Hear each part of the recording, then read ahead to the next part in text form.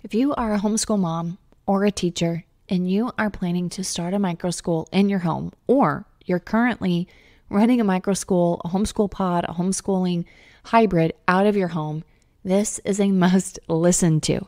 Today, I'm going to share with you how to really set boundaries and enjoy working from home or preparing to work from home. Yes, there's so many wonderful parts about being able to start a business, a school, a program out of your home. Wow, I cannot wait to share all of the incredible parts about that. But there's also some must-knows, some things to prepare for, some things to avoid. And this is the episode I wish I would have had when I started our school out of my home 4 years ago. Welcome, teacher, to the Let Your Light Shine podcast. If you're searching for the freedom and permission to design the life you love as a teacher, you're in the right place. I'm on a mission to help teachers just like you build their own dream school or homeschooling business. In this present day, the world needs you, teacher friend, to step out in faith and give students an education they love and so deserve. In this podcast, I will teach you how to start a fulfilling and profitable homeschooling business that lights you up. I'm Makenzie Oliver, former elementary teacher and instructional coach, gone homeschool teacher and business builder. I'm here to empower you to step outside the classroom and choose the experiences, the curriculum, and all the moments that put a smile on your face and your students. Does it seem like a dream? Well, it did to me, until God opened the doors and made it reality. Together, we are breaking through fears and moving the crowd. So get out your notebook, sharpen your pencil. It's time to get your teach on. I want to say thank you to everybody who supported us this year of 2023. Thank you so much. I am so delighted to be able to work hand in hand with so many incredible teacher entrepreneurs, parents who are starting their micro schools, their homeschool hybrids. I get to sit across and coach and help and listen to so many plans and dreams. I'm so grateful for the opportunity. Thank you so much. Thank you so much for being a part of this podcast, listening, encouraging yourself, disciplining yourself to learn, to grow, implement new ideas. It is such a pleasure to have you in my life. Thank you for being a part of our Facebook group. Thank you so much for leaving reviews on our podcast. Thank you, thank you, thank you. If you have not left a review, it would mean not only the world to me, but it would help our listeners to understand the journey, to let them know that they are not alone.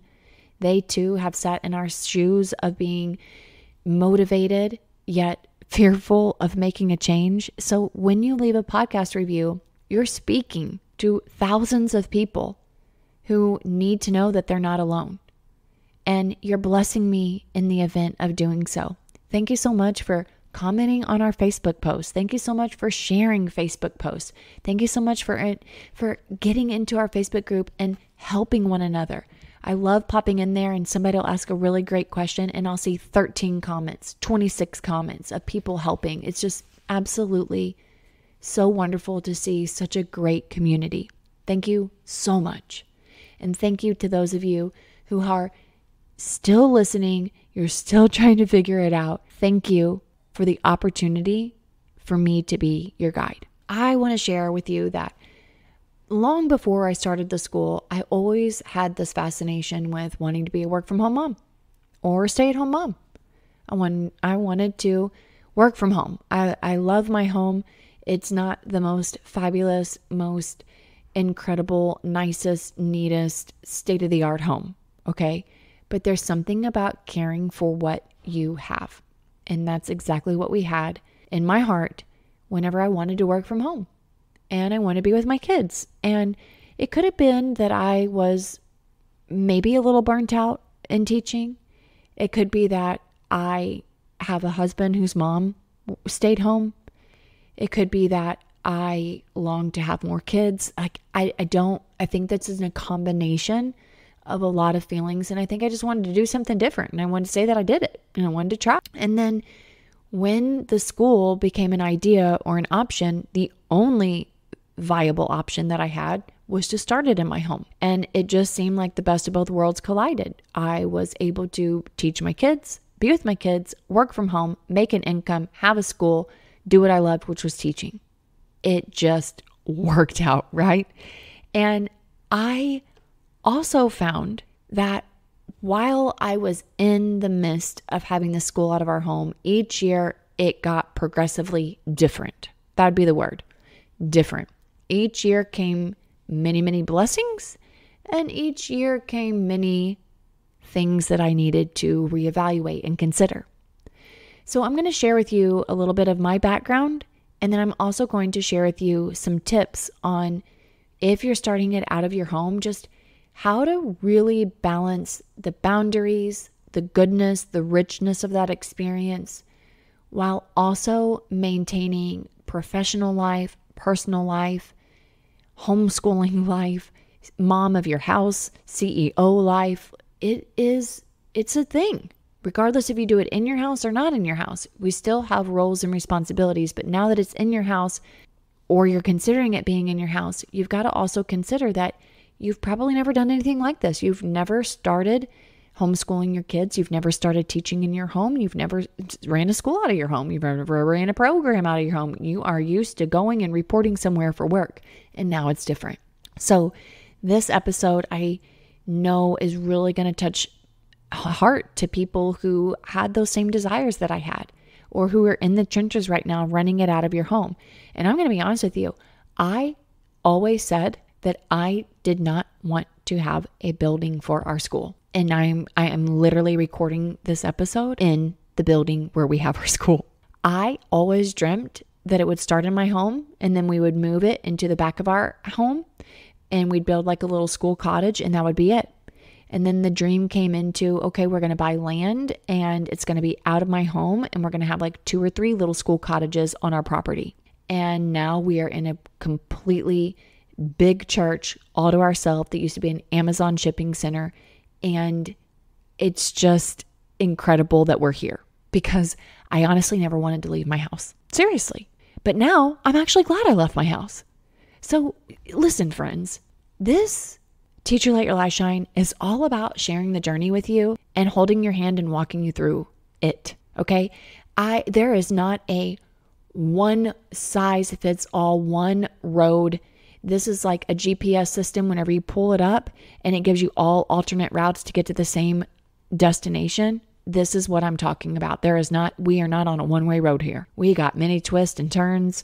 And if you go back years ago to the very beginnings of these episodes, you would be like listening to this now and saying, she said she never wanted a big building. Now she's in a big building. And the truth of the matter is, it's surrender.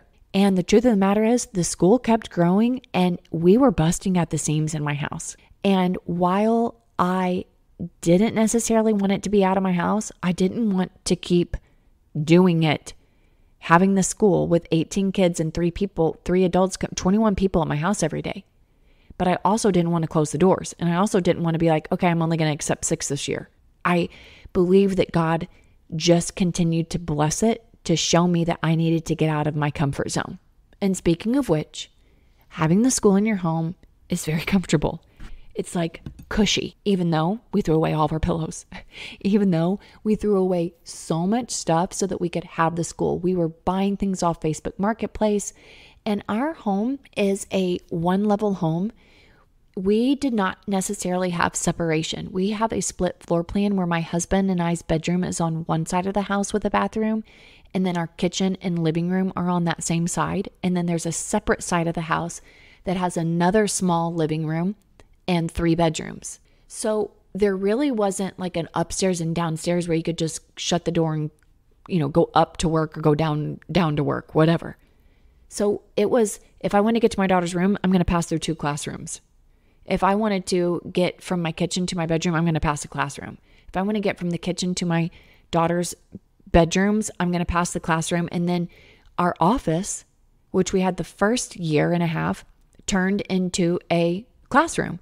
Then my office went into my bedroom. And then me and my husband both had offices in our bedroom. And then my husband moved his office out to the garage. Okay? This is, I'm telling you, it's been like a game of Tetris, having the school in my home. And while I was like, oh, this is so good, there also was so much excitement with being able to set it up and to do really great things. But there were also some constraints. I didn't want kids walking through my bedroom to use my bathroom. So 21 people had to share my daughter's bathroom.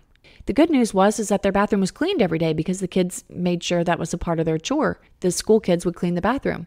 But at the same time, my kids had to get used to 21 people being in their bathroom. And there were some boundaries that I had to make sure that I explained to the students, that I had to make sure that I explained to my own daughter. And there was sometimes a lack of synergy, especially whenever I was so used to going to a school setting and working with multiple teachers. There was that lack of collaboration, which is why after 1 year of having the school, I started the podcast. I started the Facebook group because I wanted to continue doing this and I wanted other people to be a part of the movement, but I didn't want them to do it alone and I didn't want to do it alone either. So while doing this school or this program in your home is cozy and welcoming, sometimes you feel like you're at work, sometimes you don't feel like you're at work. Sometimes you're at work and you see the dishes in the sink and you're like, I want to go ahead and clean that up. Or, oh, let me just run outside and throw my clothes from the washer in the dryer. Oh my gosh, it's so fun. I'm so glad that we got to do that. I'm also glad that if there was a storm, the kids could come and help clean up the sticks out of the yard. Like, listen, they were a part of the culture. It was a different culture having that school in my home. I was not able to just completely disconnect my personal life from it, which was good and which was bad. Honestly, the last year of having the school in our home, it grew to where I needed to do more admin work, which left me going to my bedroom office. And honestly, I didn't want to be in my office all day long, but I also didn't want to leave 21 people at my house every day. That was a hard thing too, is I wanted to leave my house, but I couldn't necessarily leave my house. And the only reason why I couldn't leave my house is because I may have had just a little bit of a guilt issue with that. And I got better with it over time. And that goes to show that there can be some guilt. There can be even some mom guilt associated with, okay, now maybe you've been homeschooling your kids, or now you're not only taking care of your kids, you're taking care of other kids. And you want to make sure that you're providing them what's best. And should I let my daughter go into her bedroom and finish her reading and math by herself, or should she come out here with the rest of the group? Seriously. Should I let my daughter go out on the back porch and sit and decompress with the dog because this is her home and she never leaves it Monday through Friday from 8 to 3? Where do I give this balance? And you could be facing that, or maybe you've never even thought of it. And while I'm here to say that it is a blessing, it is a luxury to have it in your home, you need to be preparing for this. You are now a full-time mom, a CEO, a homemaker, a school coordinator, and you want to make sure that you're set up for success. Because there are levels of challenges, but there's so many great levels of blessings. So I want to share with you some tips for how I really made the most of this. Number 1, I kept dreaming. And number 2, I kept reorganizing. And having the school in my home had so many financial blessings. It also had really great blessings on my mindset because I was able to let go of so much stuff that did not serve me anymore. Like pictures and furniture and pillows and things I just didn't need during that time. And I was still able to make it cute. I could bought some cute rugs for cheap. We were able to get some new items for our house that also served the school, like a basketball goal and a gardening and a swing. But there were also times where I missed having pillows and I missed having nice rugs and I missed having nice little hand towels for my kids. But there was a sacrifice and I would not take it back at all. And I believe that if you can start this out of your home, it is an amazing, viable option. But if you can't, that's okay too. Maybe you have no desire to do this. It's okay. Or maybe you're like, I don't want it in my home, but I had to start here. Let's make the most of it right now, because you will be able to get it out of your home someday. I promise you will. You just got to keep listening to the podcast, get yourself coaching, get yourself in a situation and a mindset for growth. Because a lot of times I think I was scared to grow. I was scared to get out of my house because I was going to have to get out of my comfort zone, especially during the pandemic. It just felt secure. But God was calling me to a different mission field. And He could be calling you as well. But you're going to need to make the most of this time right now. And I believe that I have some great tips. So number one is I really got out of the house as much as possible. I made sure that in the morning I was outside waiting for the kids to arrive, not the kids coming into my house. We had tried that for a while. I didn't like it. I also made sure that we took a walk every single day in the morning, sometimes even in the afternoon. I made sure that the children were able to go outside and play a lot, and I was able to go outside a lot. I made use of our park every single day we drove to the park. Now, depending on the amount of kids, the transportation, that may not be a viable option for you, but what can you do outside as much as possible? And also, what field trips can you take? And who can you have help you take the kids on field trips so you can get out of your house if that is starting to bother you or if that is a concern that you have. I also made sure that I had my own personal workspace. Now, I'm actually coaching a client who has the school out of her home, and she said, I am so excited for Christmas break because I'm actually going to give myself a desk. And I said, oh my gosh, honey, I know exactly how that feels. I remember one year in me teaching public school, I was like, I don't need a desk. I'll just share my kidney bean table with the kids. And that was just not a good idea for me. Same thing with my house. I always made sure that I had my own personal space, my own desk for work, my own supplies for work, and my own personal space separate from work. And I really encourage you to do that. Maybe it's just a table, maybe it's a desk, maybe it is an area in your home where you get to go and focus and plan. Maybe it's outside on your back porch, because I had that for a while too, where I literally had some things set up on the back porch for me to work on that was separate from being inside my house. And then aromatherapy. Oh my God. I'm so grateful that I got to have our school in the house and I could burn candles and I could just turn on relaxing, awesome music to make my environment so just cozy. And then lamps. I got additional lamps and I got better lighting, and I made sure that I got good smelling lotions for my hands. Like those are, yeah, I know you can do that in like a regular setting, but what can you do to just really get all of your senses involved? What you see. So I think it's really important that, again, you go outside, you get natural lighting, you open up your windows every day. You open up the window like blinds and the curtains. I also think it's really important that you're watching the goodness in the kids and really like through your eyes seeing this being such a blessing. And then the smells, maybe I know there were a lot of times where I'm like, I really don't want to make this in the morning for breakfast because it's going to make my house stink. But if I make pancakes, that's going to make my house smell so good. Or cinnamon rolls. And then also just the candles and the lotions and the sprays. It really makes a difference. And then the things that you're listening to. Are you making sure that you get outside and listen to the birds? Do you have on nice background music? I like to put it on YouTube where it's like right now there's little gingerbread houses with it snowing outside and it's got nice, comfortable music playing in the background. We also like to do chill, lo-fi vibes. Chill, lo-fi. My daughter calls it lo-fi, L-O-F-I. I'm probably saying it wrong. Chill, lo-fi vibes. So many great instrumental music playlists that you can listen to. And making sure that you have dedicated workspaces is very important. Very important. It's the things that you touch, right? It should be organized. It should be comfortable. It should be free from distractions. And you deserve that. You're running your business. You're running your home. You're running your marriage. You're running your family. You deserve your own desk. You deserve your own space. And make it nice. And make it cute.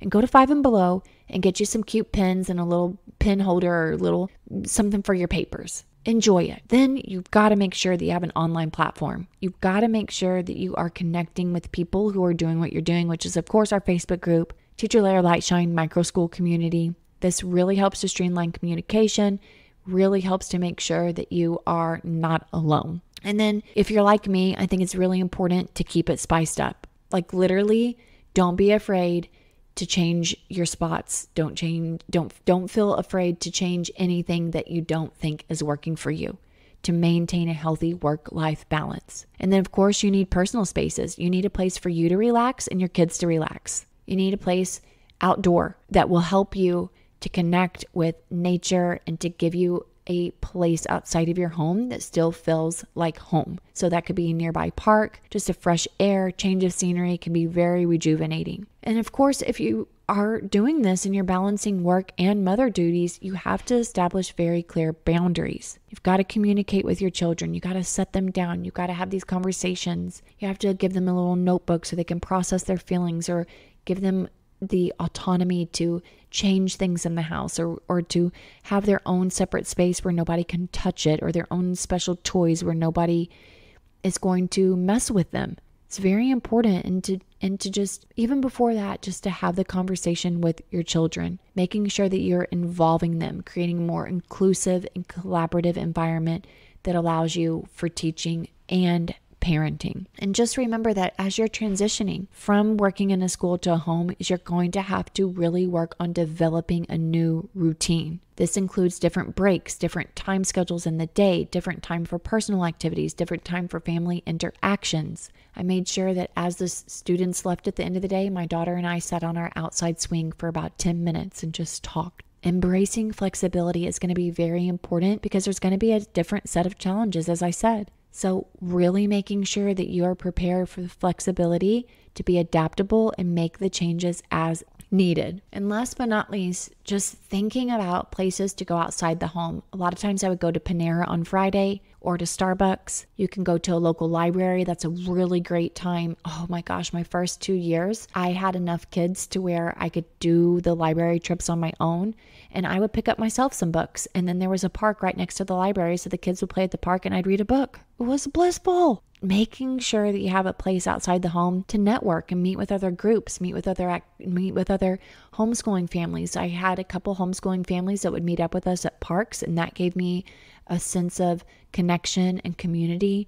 And I really made sure that we had a lot of outdoor activities planned, whether it was the park, a nature reserve, a recreational center, or just spending time outdoors, not only during the week with the students, but after work and on the weekends really filled my cup. So remember that finding the right balance is a continuous process. So it's very essential to regularly assess and adjust what needs are evolving, and prioritize your self-care, community, and openly communicate your needs to your own children, your parents, and even the students that you serve. And of course, seek support by coming to our Facebook group. I want you to know it was such a blessing to have the school out of our home. And I really enjoyed those moments. There were challenges, but I'm so grateful to have it out of my house now. Whenever I said that I never wanted it to be out of my house. And then there's times where I'm here where I'm like, can I just go back to my house? I don't want to go back into my house. Like, can't I find that house with the big land to have the little cottage school? And if I'm not there yet, can I just relish in the idea that, wow, look how far we've come. And I'm grateful for the time I had in my house, but I'm also grateful that it's not there anymore. And so I want you to know that there has been a change in my energy and my spirit. And I know that there will be for you as well, no matter what stage you are in this process. Hey, teacher friend. Thanks so much for listening to today's show. I pray it inspired you, touched you, or challenged you in some way, because we are making big shifts and using our teaching gifts for God's glory like never before. I'm so grateful for you. The number one way you can support this show is to leave a written review on Apple Podcasts, and also share this with another teacher. Come join me in the Virtual Teachers Lounge, known as the Teacher Let Your Light Shine Facebook group. Until next time, keep shining your teacher light. The world needs you.